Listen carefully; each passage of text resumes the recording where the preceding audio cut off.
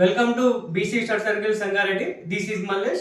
So ఈరోజు పాలిటీలో భాగంగా ఒక ముఖ్యమైన అంశం మనం మాట్లాడదాం. అదేంటంటే ఆర్టికల్ 19లో ఆర్టికల్ 19లో మనకు 6 రకాల స్వేచ్ఛలు ఉన్నాయి. ఈ 6 రకాల స్వేచ్ఛల్ని కూడా మనకు ఆర్డర్లో అడగడం జరుగుతుంది. లేదంటే ఈ 6 రకాల స్వేచ్ఛలు ఉన్నాయి ఏంటి లేనివి ఏంటి అని క్వశ్చన్ అడగడానికి అవకాశం ఉంటుంది. సో 6 రకాల స్వేచ్ఛలు 19(1)(a), so 19(1)(a), 19(1)(b), 19(1)(c), 19(1)(d), 19(1)(e), 19(1)(g)లో మనకు పొందుపరచడం జరిగింది. ఇప్పుడు 19(1)(a)లో ఏమున్నాయి మనకు అంటే 19(1)(a)లో మనకి ఏమున్నాయి అంటే వాక్ స్వాతంత్రము, భావ ప్రకటన స్వేచ్ఛ అనే అంశాలు మనకు ఉంటాయి.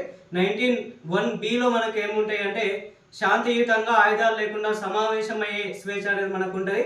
19(1)(c)లో ఏముంటుంది అంటే సభలు సమావేశాలు ఏర్పాటు చేసుకునే స్వేచ్ఛ అనేది మనకు ఉంటుంది.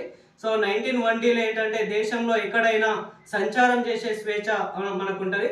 19(1)(e)లో ఏంటంటే దేశంలో స్థిర నివాసం, ఎక్కడైనా సరే స్థిర నివాసాన్ని ఏర్పాటు చేసుకునే స్వేచ్ఛ అనేది మనకు ఉంది. అయితే 19(1)(f) అనే ఆర్టికల్ని తొలగించడం జరిగింది. ఇది ఆస్తి హక్కు సంబంధించిన ఆర్టికల్. 44వ రాజ్యాంగ సవరణ 1978 ద్వారా దీన్ని తొలగించడం జరిగింది.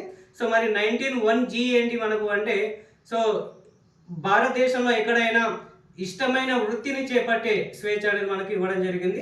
ఈ 6 రకాల స్వేచ్ఛలు అనేది మనకు చాలా చాలా ఇంపార్టెంట్. సో వీటిని ఒక్కసారి ఎగ్జామ్కి వెళ్ళేటప్పుడు మనం ఖచ్చితంగా చూసుకోవాల్సిన అంశంగా మనం గుర్తుంచుకోవాలి. Thank you.